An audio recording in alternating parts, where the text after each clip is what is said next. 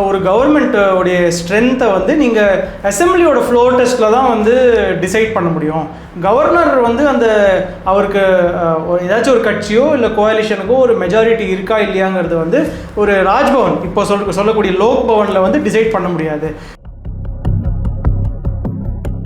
இப்போ வந்து தாவேகா தலைவர் விஜய் வந்து என்னை பொறுத்தவரை பயப்படவே போகிறதில்ல, ரொம்ப ஜாலியாக இருப்பார், ஜாலியோ ஜிம்கானாவாக இருப்பார். ஏன்னு சொல்லுங்கள், எம்எல்ஏவுடைய ஆதரவு இருக்கிற ஒரு கோalitionக்கு கண்டிப்பாக வந்து கவர்னர் வந்து அலோவ் பண்ணியிருக்கணும், ஆனால் பண்ணலை. இப்போ வந்து இந்த ஒரு கான்ஸ்டியூஷனல் ஒரு கரெக்டான ஒரு நடைமுறைக்கு சப்போர்ட்டாக பேசுகிறாங்க. கவர்னர் வந்து அவங்கள கூப்பிடணும், சிங்கிள் லார்ஜஸ்ட் பார்ட்டி ப்ளஸ் அவங்க கோalition பார்ட்னரை தான் கூப்பிடணும் அப்படிங்கிற மாதிரி சொல்கிறாங்க. இதில் நம்ம என்ன பார்க்குறோம்னா, திமுக வந்து அந்த ஸ்டேட் ரைட்ஸை கவர்னருக்கு ஒரு அப்போசிஷன், கவர்னருடைய ஒரு தாவேகாவை எதிர்த்து எந்த வாதமும் வைக்கல, அவங்களுக்கு அகேன்ஸ்டாக நாங்கள் கேம்பெயினே பண்ணலை, விஜய்க்கு அகேன்ஸ்டாக கேம்பெயினே பண்ணலைங்கிற மாதிரி சொல்கிறாங்க. இதை நம்ம எப்படி புரிஞ்சுக்கிறோம்னா, அவர் வந்து தாவேகா பக்கம் போகிறதுக்காக ஒரு களத்தை ரெடி பண்ணுறாருங்கிற மாதிரி நம்ம பார்க்கலாம். அதிமுகவில் எவ்வளவோ பெரிய தலைவர் இருக்காங்க, ஆனால் வந்து அவங்க கட்சியிலேருந்து முதல் முறையாக எம்எல்ஏ ஆனவங்க வந்து எதுக்கு ப்ரெஸ்ஸை கூப்பிட்டு ஆமாம் நாங்கள் வந்து தாவேகாவோட பேசுகிறோம் ரொம்ப உறுதியாக ஏன் வந்து அவங்க சொல்லணும்? வேற என்ன மாதிரியான அழுத்தங்கள் எல்லாம் வந்து பிஜேபி சைட்ல இருந்து இருக்கிறதுக்கான வாய்ப்பு இருக்கு? சென்டர்ல இருந்து அழுத்தம் வர வாய்ப்பு இருக்கேங்கிற மாதிரி நானே சொன்னேன் அவர்கிட்ட. ரெட் கார்பெட் கொடுக்கக்கூடாதுங்கிற மாதிரி தான் வந்து சீசன்டு பாலிட்டிஷியன்ஸ் எதிர்ப்பாங்க. பாஜகவை சார்ந்த ஒரு அமைப்பாக மாறின அதிமுக கிட்ட அவங்க வந்து ஒரு ஆதரவு கேட்பாங்களாங்கிறது வந்து ஒரு பெரிய கேள்விக்குறி.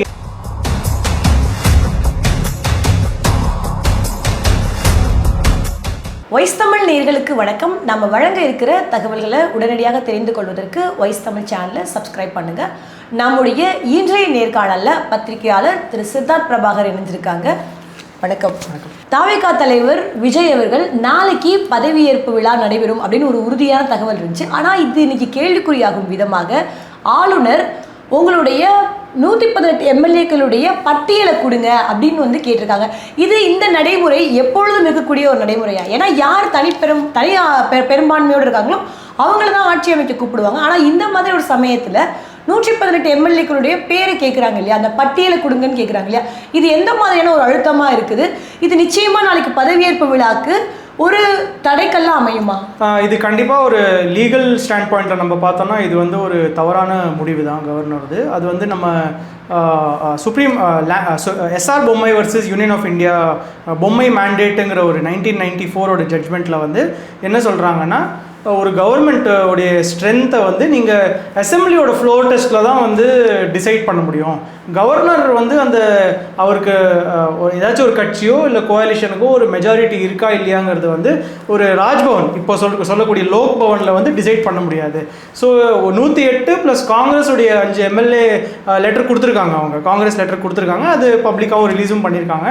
அந்த 113 எம்எல்ஏவுடைய ஆதரவு இருக்கிற ஒரு கோalitionக்கு கண்டிப்பாக வந்து கவர்னர் வந்து அலோவ் பண்ணியிருக்கணும், ஸ்வேரிங் இன் அலோவ் பண்ணியிருக்கணும், ஆனால் பண்ணலை.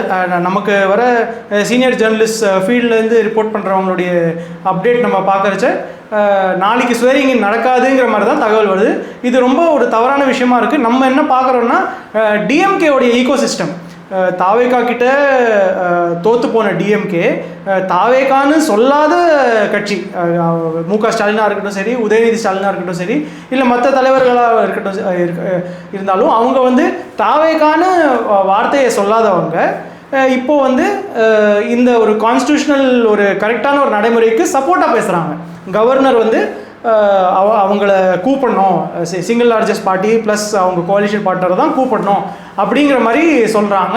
இதில் நம்ம என்ன பார்க்குறோம்னா, திமுக வந்து அந்த ஸ்டேட் ரைட்ஸை கவர்னருக்கு ஒரு அப்போசிஷன், கவர்னருடைய ஒரு எப்படி சொல்கிறது, ஒரு மேரடோனா வந்து ஹேண்ட் ஆஃப் காட் மாதிரி சொல்லுவாங்களே, அந்த மாதிரி யாராச்சும் இன்டர்ஃபியரன்ஸ் கொடுக்குறாங்களாங்கிற மாதிரி ஒரு சஸ்பிஷன் இருக்கும்ல, டிஎம்கே எப்போவுமே பேசுவாங்கள்ல, அதை பேசுகிற மாதிரி இருக்குது. அவங்க வந்து மறைமுகமாக தாவேகாவுடைய ஒரு இதை வந்து சப்போர்ட் பண்ணுற மாதிரி தான் இருக்குது.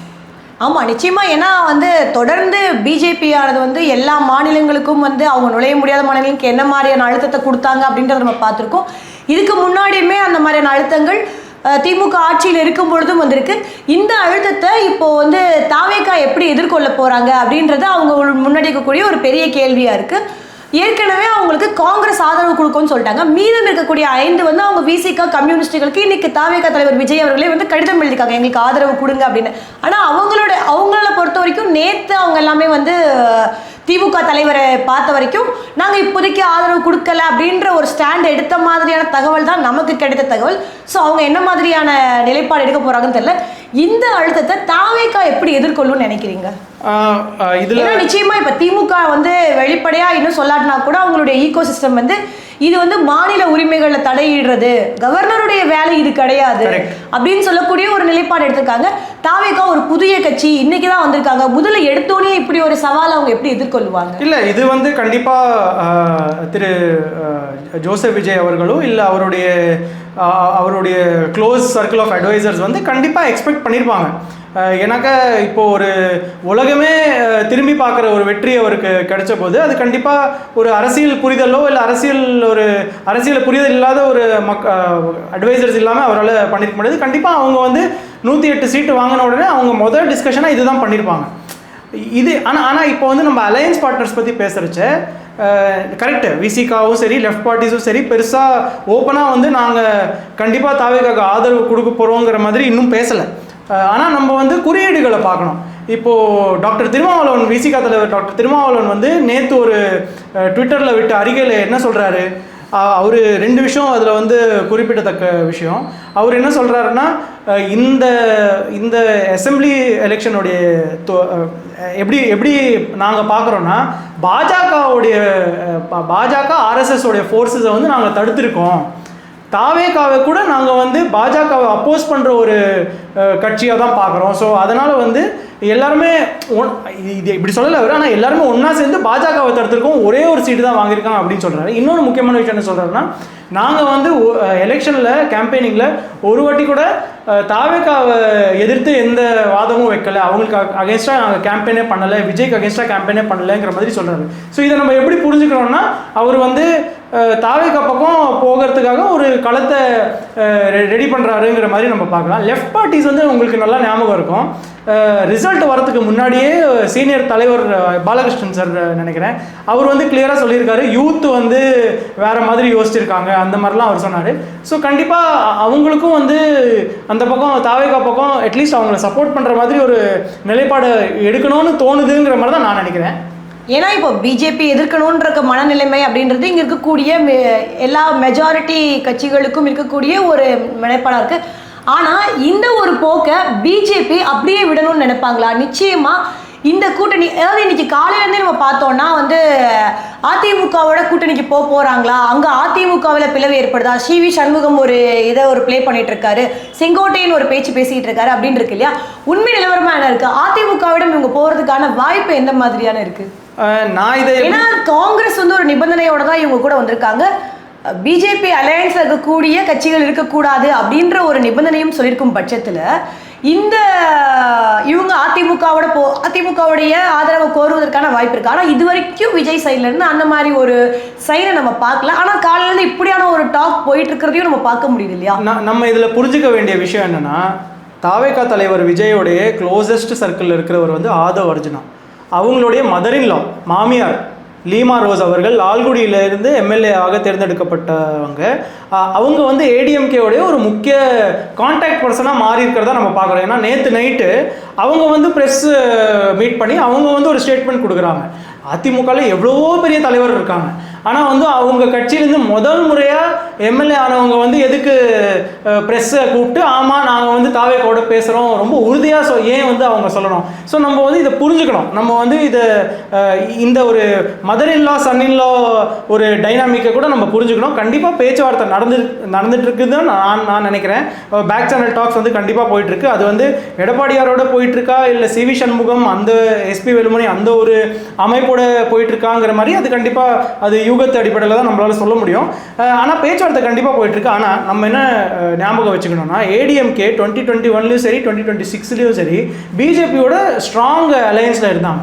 அவங்க வந்து ட்ரிபிள் தலாக் பில்லில் வந்து எப்படி பேசினாங்க, மற்ற வந்து இப்போது டீலிமிட்டேஷன் ஒரு 2 வாரத்துக்கு முன்னாடி அந்த டீலிமிட்டேஷனில் அவங்களோட நிலைப்பாடு என்னவா இருந்துச்சுங்கிறது வந்து தமிழ்நாடு மக்களுக்கும் தெரியும், தாவேக்காவும் கண்டிப்பாக தெரிஞ்சிருக்கும். அதனால் அப்படி ஒரு பாஜகவை சார்ந்த ஒரு அமைப்பாக மாறின அதிமுக கிட்ட அவங்க வந்து ஒரு ஆதரவு கேட்பாங்களாங்கிறது வந்து ஒரு பெரிய கேள்விக்குறி. எனக்கு தெரிஞ்சு கேட்க மாட்டாங்கிறது நான் நினைக்கிறேன். இப்போ இந்த விஷயங்கள் எல்லாமே வந்து அமித்ஷா வந்து பிஜேபியினுடைய வந்து அவர் தான் வந்து எல்லா ரூல்ஸையும் ப்ளே பண்ணுற மாதிரி நம்ம விஷயங்களை பார்க்குறோம்.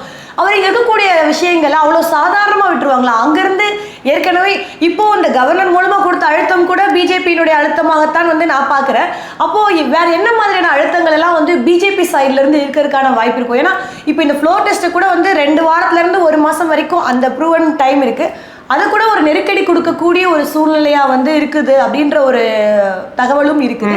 ஸோ பிஜேபி இதில் என்ன மாதிரியான ரோல் பிளே பண்ணுவாங்க? இதில் 2 விஷயம் நான் சொல்ல விரும்புகிறேன். முதல்ல வந்து இன்னைக்கு காலையில் தான் நான் ஒரு பிஜேபி தலைவர்கிட்ட பேசிகிட்டு இருந்தேன், தமிழ்நாடு பிஜேபி தலைவர்கிட்ட பேசிகிட்டு இருந்தேன். நான் இதே மாதிரி தான் சொன்னேன், சென்டர்லேருந்து அழுத்தம் வர வாய்ப்பு இருக்கேங்கிற மாதிரி நானே சொன்னேன் அவர்கிட்ட.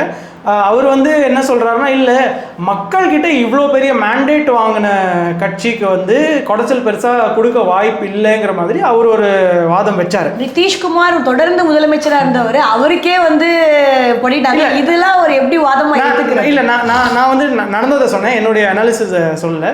ஆனால் இது இது இது இது ஒரு சைடில் நம்ம வச்சாலும் நான் எப்படி இதை பார்க்குறேன்னா, கண்டிப்பாக வந்து ஒரு புதுசாக வந்த கட்சிக்கு வந்து ஒரு பெட் ஆஃப் ரோசஸ், ஒரு ரெட் கார்பெட் கொடுக்கக்கூடாதுங்கிற மாதிரி தான் வந்து சீசன்டு பாலிட்டிஷியன்ஸ் எதிர்ப்பாங்க. சரி, கொஞ்சம் கஷ்டப்படட்டும், கொஞ்சமாச்சும் அவங்க வந்து ரியல் பாலிட்டிக்கு ஒரு அரசியல்னால் என்னங்கிறது தெரிஞ்சுக்கிட்டோங்கிற மாதிரி தான் வந்து அவங்க ஒரு குடைச்சல் கொடுக்குற மாதிரி நான் பார்க்குறேன். ஆனால் இதை எல்லாத்தையும் சொல்லிட்டு நான் என்ன சொல்ல விரும்புகிறேன்னா, இப்போ வந்து தாவேகா தலைவர் விஜய் வந்து என்னை பொறுத்தவரை பயப்படவே போகிறதில்ல, ரொம்ப ஜாலியாக இருப்பார், ஜாலியோ ஜிம்கானாவாக இருப்பார். ஏன்னு சொல்லுங்கள், ஏன்னாக்கா இப்போது எந்த கட்சியும் ஆதரவு கொடுக்கல, அவரால் ஃப்ளோர் டெஸ்ட்டில் வந்து மெஜாரிட்டியை ப்ரூவ் பண்ண முடியலன்னா என்ன நடக்கும்? அவர் பாட்டு கையை தூக்கிடுவார், மறுபடியும் எலெக்ஷன் நடத்துங்க. மறுபடியும் எலெக்ஷன் நடந்துச்சுன்னா கண்டிப்பாக 108 விட ரொம்ப அதிகமான பெரும்பான்மை கிடைக்குங்கிறது நான் நம்புகிறேன். நான் மட்டும் நிறைய பேர் நம்புகிறாங்க, திமுகலேயே அதை வந்து நம்புகிறாங்க.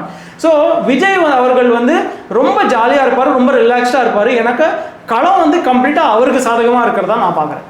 இப்போ ஏற்கனவே நம்ம பார்த்தோம் அதிமுகவுக்கு ஆதரவு கொடுக்குமான்னு. ஆனால் அதிமுக தலைமை அப்படின்றத வந்து இபிஎஸ் அவளை தாண்டி இந்த பேச்சுவார்த்தை நடக்கிறது அதிமுகக்குள்ள என்ன மாதிரியான சிக்கல் ஏற்படுது? ஏன்னா இப்போ எதிர்கட்சியாக கூட அவங்க இல்லை அப்படின்றது வந்து அந்த கட்சி தொண்டர்கள் மத்தியில் வந்து ஒரு அதிருப்தியை ஏற்படுத்தியிருக்கு அப்படின்றத நம்ம வந்து தெரிஞ்சுக்க முடியுது. ஸோ இந்த மாதிரியான போக்கு இப்போ இங்கே நடக்கிற டாக்ஸ் வந்து இபிஎஸ் குறி வச்சு நடக்கல, ஏன்னா சிவி சண்முகத்தையோ இந்த மாதிரியான பேக் டாக்ஸ் நடக்குது இல்லையா? இதை வந்து நம்ம எப்படி அந்த கட்சிக்குள்ள என்ன மாதிரியான பிளவுகளை ஏற்படுத்துறதுக்கான வாய்ப்பு இருக்கா? ஏன்னா இந்த சமயத்தில் தான் அவங்க கட்சி அப்படின்றத வந்து ஸ்ட்ராங் பண்ணக்கூடிய ஒரு வேலையில் இப்போ இந்த மாதிரியான சேனல்ஸ் வந்து என்ன மாதிரியான ஒரு பேக் ஃபயராக அமையும்? நான் இன்னைக்கு காலையில் ஒரு ஏடிஎம்கே சார்ந்த ஒரு சோர்ஸ் கிட்ட பேசினேன். இதில் நம்ம புரிஞ்சுக்க வேண்டிய விஷயம் என்னென்னா, நம்ம எல்லாரும் இதை எக்ஸ்பெக்ட் பண்ணோம். நிறைய கமெண்டேட்டர்ஸ் ரொம்ப ஆப்வியஸான விஷயம் என்ன பேசுனாங்கன்னா, இல்லை நம்ம கூட எப்படி என்ன அனலைஸ் பண்ணோன்னா, ஏடிஎம்கேக்கு இந்த எலெக்ஷனில் மெஜாரிட்டி, நான் சொல்கிறது ஏடிஎம்கே கட்சி, இந்தியா அலையன்ஸுக்கு இல்லை, ஏடிஎம்கேக்கு மெஜாரிட்டி வரலன்னா கட்சியில் வந்து நிறைய பிரச்சனைகள் வரும். இபிஎஸ்க்கு எதிராக எனக்கு அவர் தொடர்ந்து எலெக்ஷன் தோத்துக்கிட்டு வந்துட்டுருக்காரு. ஸோ இபிஎஸ்க்கு அகேன்ஸ்டாக நிறைய லீடர்ஸ் திரண்டு வருவாங்க.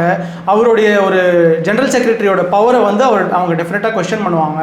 எஸ்பி வேலுமணிக்கு வந்து பிஜேபியும் அமித்ஷாவோடையும் என்ன மாதிரியான ரிலேஷன்ஷிப் இருக்குங்கிறது வந்து எல்லாருக்கும் தெரியும். ஸோ கண்டிப்பாக அவர் வந்து ஒரு பேரலல் பவர் சென்டராக இமர்ஜ் ஆவார். அவரை வந்து சிவசேனாவை உடைச்ச மாதிரி எஸ்பி வேலுமணியை யூஸ் பண்ணி ஏடிஎம்கே உடைப்பாங்களாங்கிற மாதிரி நிறைய பேர் யூகிச்சாங்க. டிஎம்கேவுடைய அலையன்ஸ் பார்ட்னர்ஸ் கூட இதை பேசினாங்க. ஸோ அந்த ஒரு அனாலிசிஸோடைய ஒரு ரெஃபரன்ஸ் நம்ம பார்த்தோன்னா, இன்றைக்கி வந்து அவங்க நீங்கள் கரெக்டாக சொன்ன மாதிரி லீடர் ஆஃப் ஆப்போசிஷன் போஸ்ட் வாங்குகிற நிலைமையில் கூட அவங்க இல்லை. ஸோ அவங்க இப்போ வந்து கண்டிப்பாக கட்சியில் வந்து நிறைய குளறுபடி நடக்கும்னு நான் எதிர்பார்க்குறேன். கண்டிப்பாக ஒரு டக் ஆஃப் வார் மாதிரி இருக்கும். எடப்பாடி தொடர்ந்து எலெக்ஷன்ஸை தோக்கிறதுனால கண்டிப்பாக லீடர்ஸ் வந்து கேட்பாங்க, அவரை கொஸ்டின் பண்ண ஆரம்பிக்காமல். நம்ம ரொம்ப முக்கியமாக புரிஞ்சுக்க வேண்டிய விஷயம், ஏடிஎம்கேக்கு ஐடியாலஜின்னு எதுவும் கிடையாது. அது எதுக்காக ஒரு கழகமாக வந்து வெளியே வந்துச்சுன்னா திமுக எதிர்ப்பில் தான் அந்த கழகமே ஓடுது. அதனால் அவங்க வந்து ஆட்சி 5 வருஷத்துக்கு அப்புறம் ஆட்சியில் அவங்க இல்லைன்னா அந்த பார்ட்டியோடைய ஒரு கொஹேசிவ்னஸ் நம்ம அது ஒன்றா இருக்கிறதுக்கு வந்து அவங்க ஆட்சியில் இருந்து தான் ஆகணும், அவங்க டெண்டர் எடுத்து தான் ஆகணும், அவங்க காசு பார்த்து தான் ஆகணும். அதுதான் வந்து அந்த கட்சி. அது இல்லைன்னா திமுக கிட்டாச்சு அட்லீஸ்ட் ஒரு ஐடியாலஜிங்கிற ஒரு ஐடியாலஜிக்கல் பேஸ் இருக்குது. ஆனால் ஏடிஎம்கேக்கு அது கிடையாது. அவங்க தொண்டர்களோ அவங்க லீடரோ நீங்கள் பார்த்தீங்கன்னா அந்த மாதிரி ஒரு கட்டமைப்பு தான் அது. ஸோ அது 10 வருஷமாக இல்லாததுனால கண்டிப்பாக அவங்க கட்சியில் பெரிய குளறுபடிகள் நடக்குங்கிறது நம்ம எதிர்பார்க்கலாம். அதிமுகவில் என்ன மாதிரியான குளறுபடி இருக்குது அப்படின்றதெல்லாம் வந்து இப்போது முக்கியமான விஷயம் கிடையாது. நாளைக்கு முதலமைச்சர் விஜய் பதவி ஏற்பாரா அப்படின்றது தான் வந்து மிகப்பெரிய கேள்விக்குறியாக இருக்குது. அதுக்கு பிஜேபி இன்னும் என்னென்ன விஷயங்கள்லாம் பண்ண போகிறாங்க, நாளைக்கு பதவி ஏற்பாரா அப்படின்றத நம்ம பொறுத்திருந்து பார்க்கலாம். உங்களுடைய தகவலை பகிர்ந்தமைக்கு மிக்க நன்றி.